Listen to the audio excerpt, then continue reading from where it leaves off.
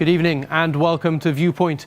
Tonight we bring you extended coverage of a conference on Brexit and cross-border relations organised by the University of Cádiz and hosted in San Roque and also at the University of Gibraltar.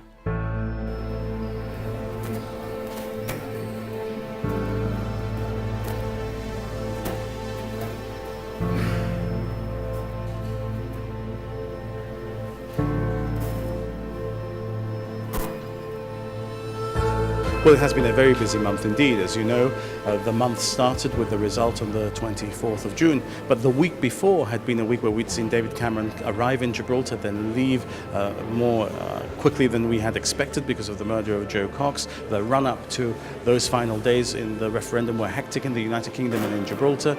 The result, I think, meant that what all of us expected might be a calmer period became a much more intense period.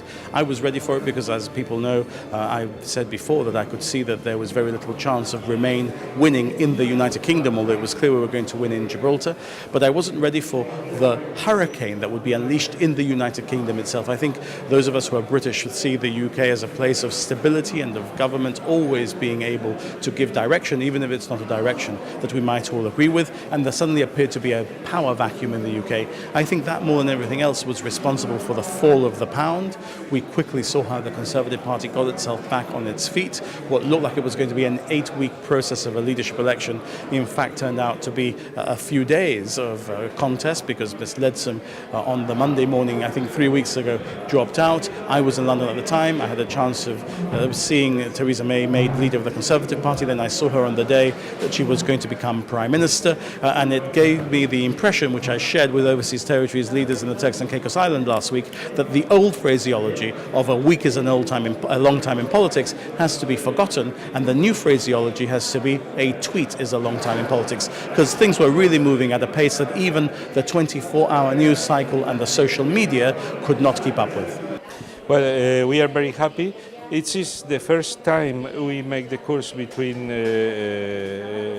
with two places, San Roque and Gibraltar University.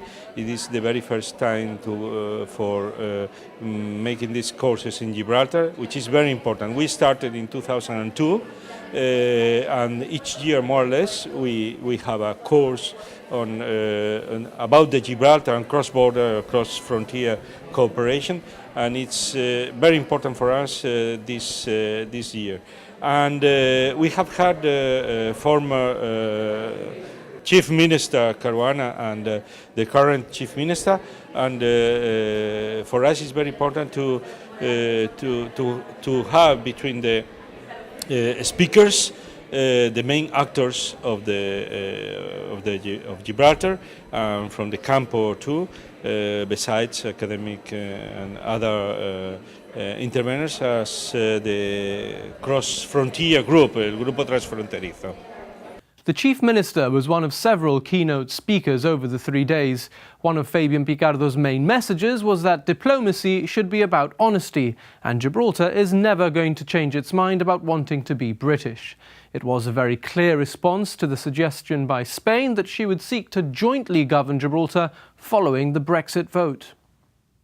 Salvar una victoria de la boca de lo que ha sido perder el referéndum en relación a la Unión Europea y de que convertiremos el Brexit en el gran momento del éxito del campo de Gibraltar y no en un momento de chantaje, en un momento difícil para todo el que trabaja en Gibraltar, sea de su nacionalidad, y en un momento donde amenacemos de nuevo a dividir familia y de intentar parar actividad económica que es buena para todo el mundo. Yo me apunto y busco socios. ¿Hay dos más que se sumen conmigo? Gracias.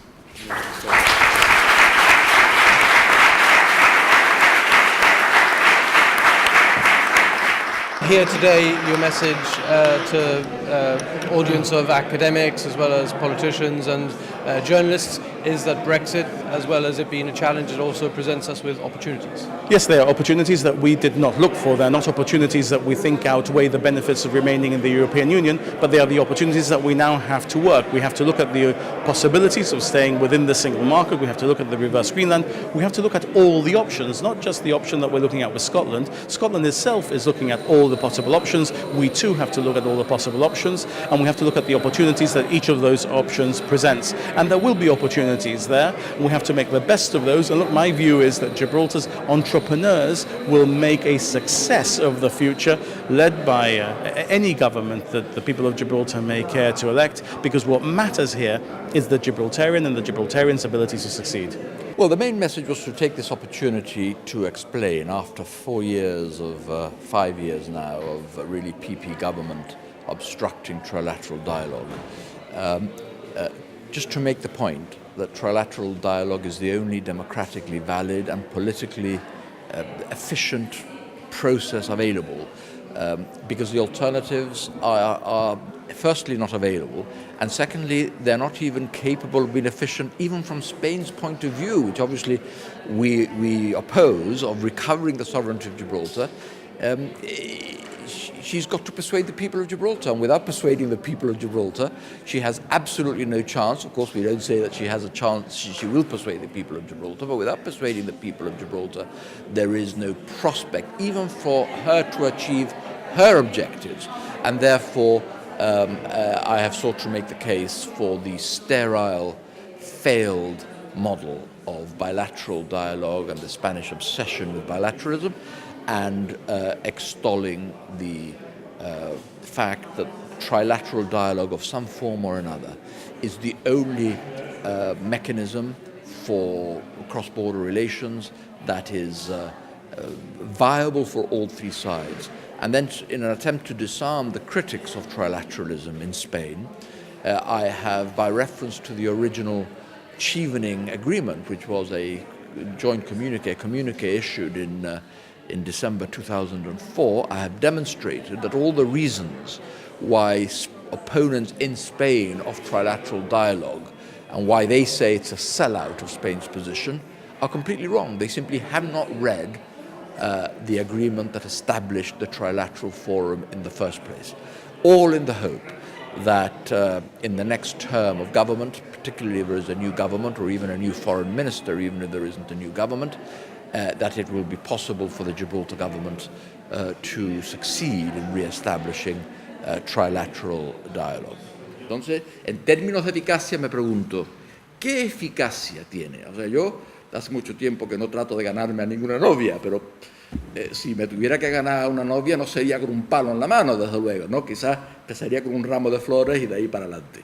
Yo no me apunto a eso, porque yo sé de que en el amor, sea el hombre o la mujer el que le diga al otro, oye, hoy te traigo flores para que mañana te acuestes conmigo, le dicen, quédate con las flores, yo me acostaré contigo cuando me enamore de ti, no porque me traiga flores. Well, you know that Solomon Sahluya used to say with his charisma in the 1960s and 70s, an example that perhaps was more apposite then, that if Spain wanted to woo or seduce Gibraltar like a man might wish to seduce a woman, they need to give us flowers, not slap us in the face. I take that a step further because I don't advocate for Gibraltar being seduced. I'm one of those Gibraltarians who says that we will wish to remain British and Gibraltar should remain British even if Spain is nice to us. I'm not asking to be wooed, I'm not asking to be seduced. But what I've said today is that if you say to a person who you wish to be your partner, and now we shouldn't talk about men or women, it should just be a partner, and you say, my darling, I'm presenting you with flowers because I would like you to come to bed with me tonight. If you present it in that way, which is the way that politically Spain has presented those times when she has wanted to be more positive to Gibraltar, look, then the answer is going to be, you're not going to buy my way into bed with you. Don't give me flowers to go to bed with you. I'll go to bed with you if I want to go to bed with you. And the Gibraltarians are never going to want to accept Spanish sovereignty. We're never going to want to accept the rock changing hands, and they should stop trying to give us flowers or slap us in the face to get us into bed. This is not about that. The Gibraltarians have to be respected. People have to understand that we are British and that Gibraltar is and is going to stay British, and that is the way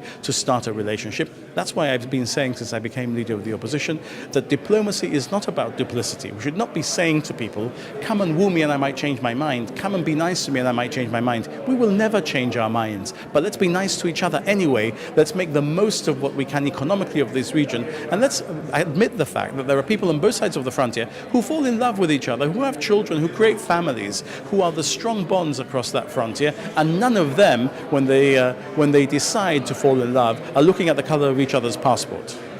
The easiest thing for politicians to do is to administer what there is. And no one expects a solution to this problem.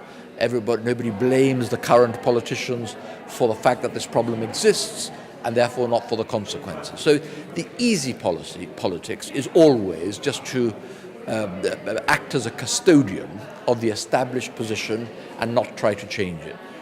Real politics, and politics that contribute something, are the politics that, whilst defending what is important to you, you make space to accommodate the others, at least in form, if not in substance, to facilitate political progress, dialogue, establishment of as much normality in the relationship as is possible, maximum cooperation, agreement, a political mechanism that allows governments to resolve problems before they get out of hand. And talk about. This has been missing for 4 or 5 years, and if it carries on being absent for another 5 years, then we'll really be back in the 1970s and 1980s, and that's. I mean, our sovereignty will be safe, but our sovereignty will be safe anyway, even with this dialogue that I advocate for. But it means that the quality of life will be better. It'll be better for us in Gibraltar, and it'll be better for the people of the camper. Meanwhile, local lawyer Charles Gomez and Professor Dr. Jesus Verdu used their talk in San Roque to discuss an undergraduate course that they're running for students through the Algeciras faculty of the University of Cádiz. The lectures are delivered in English and are designed to give young lawyers, mainly Spanish, a chance to develop their language skills as well as learn about UK common law. The main message is that in the absence of a framework, an organized framework of cooperation, we from the university and Charles from his firm, but another Gibraltarian institution, we can cooperate just in order to try to show to the students, for instance, that we have positive assets to share. That is, in a sense, our project. Well, the joint venture, I think, has worked when we started it in an interesting time, which was the summer of 2013, which was just after the campaign of harassment from Madrid reached its worst period of time. And essentially the principle is very simple, the concept is very simple, for people on both sides of the frontier to get to know each other, and to, in this particular case, students to get to know the legal systems, Spanish students to get to know the legal system of Gibraltar. And it worked well, because by November, when you remember, there was an incident when the chief minister was essentially attacked in the university campus in Algeciras. It was the students who had been to Gibraltar who went to his defense initially, which shows how quickly building bridges can work. Now, this is a thing which is ongoing. We are hoping to have the next session. We've started in 2013. We hope to have the next session in September of this year. And the hope is that eventually it will also be reciprocal in terms of Gibraltarian students moving to Spain to learn more about Spain, because although obviously this particular session has been about the Spanish perspective, I think we mustn't forget that perhaps there is some ignorance in Gibraltar of what Spanish institutions and culture and life and law are. So my hope is that in the same way as this is working in a relatively humble set of circumstances to show young Spaniards what Gibraltar is and that it isn't what the press in their country say, that perhaps the next stage should be to show Gibraltarians that our own preconceptions of what Spain and Spanish systems are may not be correct. What precisely we want to profit is that in this area we have different, for example, legal systems, different languages, and different perspectives. That is quite positive. That's quite positive. Perhaps it's the only area in Europe where common law coexists with Latin law, with continental law. That's extraordinarily positive, for example, for our students to be prepared for the future, for the globalized world. So we have to take to benefit from the real coexistence instead of making problems. I think we have to build bridges, and perhaps knowing each other is one of the ways to enhance the cooperation. Can I ask how receptive your students have been to this? No, I think I'm very, very receptive. Yes, we have a lot of applications. The courses are actually run in English because the English law courses for Spanish students and part of Professor Verlou's idea, I think the right one is to expose his students to the English language. So they're being done in the English language.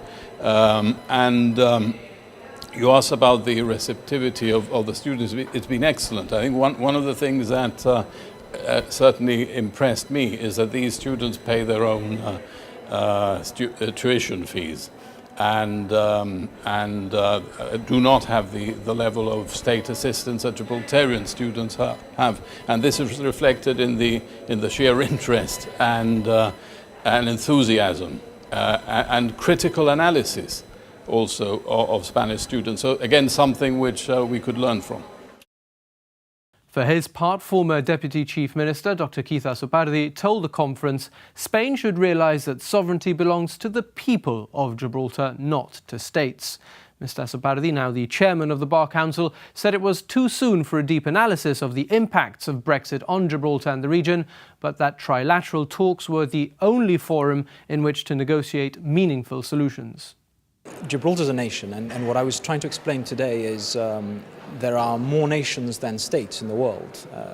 Scotland is a nation that is not a state. There's a lot of discussion about the Basque country being a nation but not a state, and there's a lot of the academic discussion about stateless nations. And my point today was to promote and advance and explain the case that Gibraltar is a nation. It's not a state, but it is a nation which is sovereign within its spheres of competences, that it is a nation that deserves a place at the table, and to promote the idea that the issue of Gibraltar is not something that can be dealt with bilaterally between the United Kingdom and Spain, because the real actor here is the people of Gibraltar, represented by its government, because we are a stateless nation.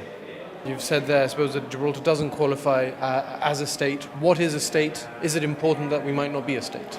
Well, a state, simply put, is an independent state, recognized under international law as an independent state, and clearly we are not a member of the United Nations, and we are not an independent state. There has not been a clamour for independence in Gibraltar. There's no political party that advances it yet, but maybe in the future, but not yet. But we are quite content in being a British territory, a stateless nation with our powers of self-government. But that does not mean, the fact that we are not a state does not mean that we can be ignored, that we can be distanced from the real issue that affects our homes, our livelihoods, and our territory and our land. And that is why I was saying today that we must, as a stateless nation, be recognized, and people need to recognize that this is a trilateral issue. Lo de la integridad territorial no quiere decir, a mi juicio, España lo interpreta como reintegración.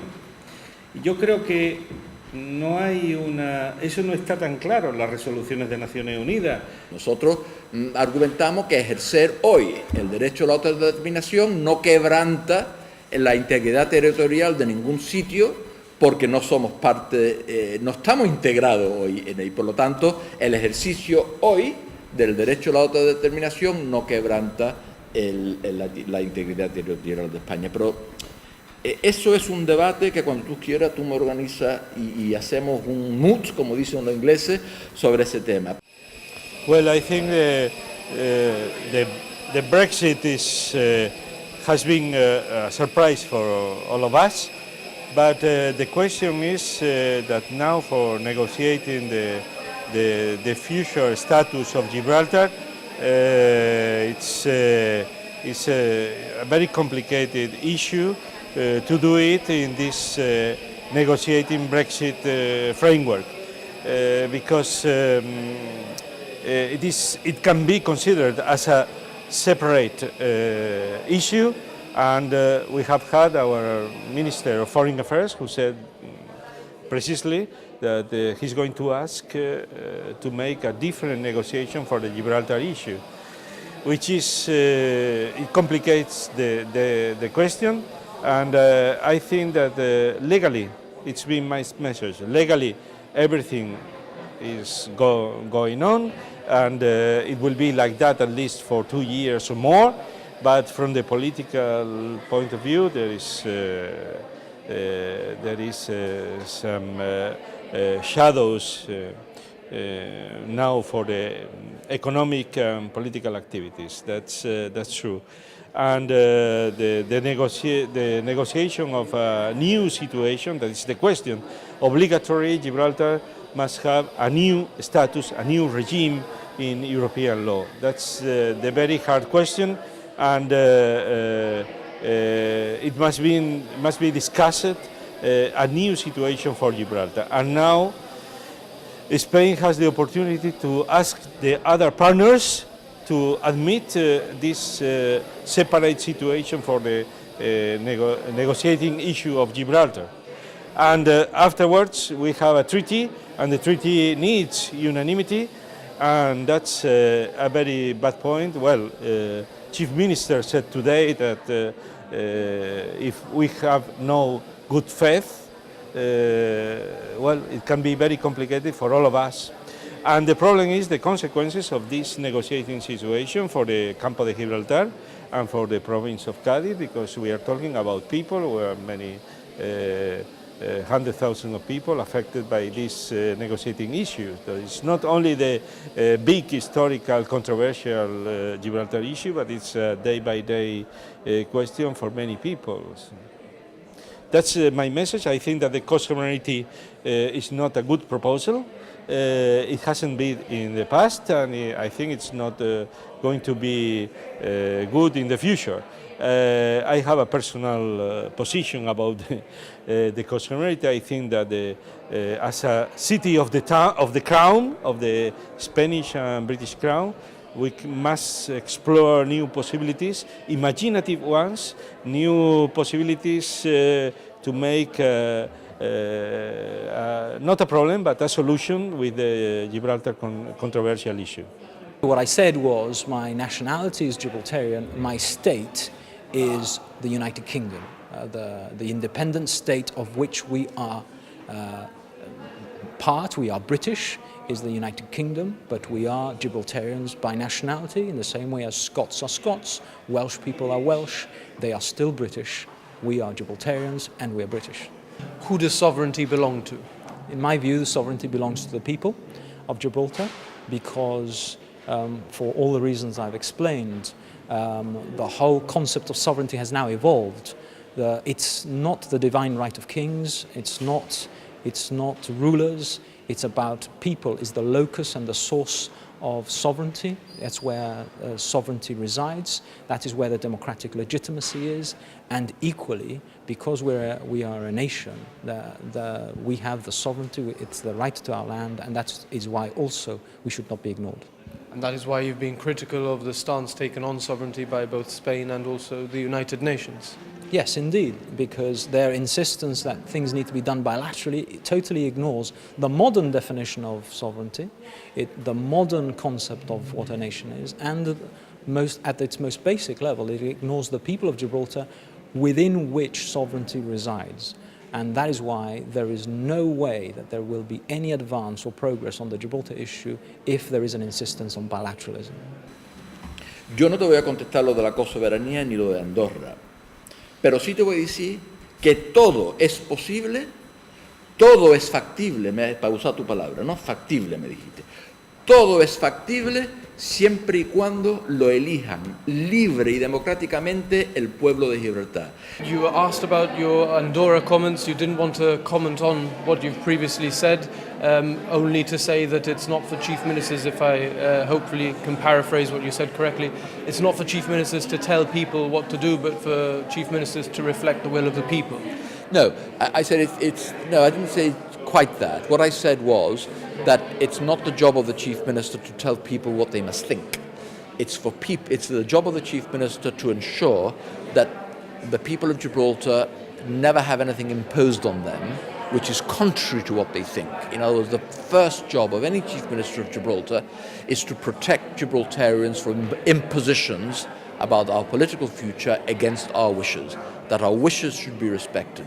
That is our first and most sacred function. Thereafter, what is possible for Spain, and this was the answer to the question I gave, what is possible for Spain is everything of which they can democratically and freely persuade the people of Gibraltar to choose without duress, without threats, without imposition, without political price tags. That's democracy. I never used to regard it as my job to protect Gibraltarians from what they believed. My job as Chief Minister, I always thought, was to protect Gibraltarians from what they did not believe, from what they did not want. So if Spain wants to put proposals to the people of Gibraltar every 12 months, I'd be very content to take them if I was still Chief Minister, and I used to say this when I was, to put it to the people of Gibraltar in a referendum so long as Spain accepts the result. Now that's what I said, and that is what I adhere to. And on the question of Andorra, and the same applies to Andorra. If Spain wants to offer modern Andorra, in my opinion, is not a joint sovereignty solution. But if Spain wants to propose joint sovereignty to Andorra, of course it should be put to the people of Gibraltar. And some will say yes, and others will say no, and if the majority says no, then Spain has to accept that as the democratically expressed will of the people of Gibraltar.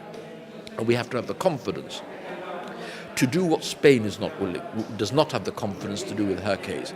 In other words, we have to distinguish between substance and form. We have to have very clear what we want and what we don't want, and to fight to protect ourselves from imposition of what we don't want. But we should never be afraid of listening to other people's proposals and exercising our rights to think about it and to accept it, or to reject it democratically, of course, so long as it's not without a pistol, so long as it's without a pistol to our heads. Yeah. Well, if it's with a pistol to our heads, it's no longer a free democratic choice, and that's the distinction that I was trying to explain. Yo no soy de aquellos que dicen, hombre, si al llanito se le trata bien, entonces a lo mejor aceptaría la soberanía conjunta. Pero esto no es cuestión de que se nos trate bien o se nos trate mal. Esto es cuestión de que se nos respete y que se nos acepte de que nosotros somos británicos y que Gibraltar es británico, pero que podemos ser muy amigos, aunque seamos británicos.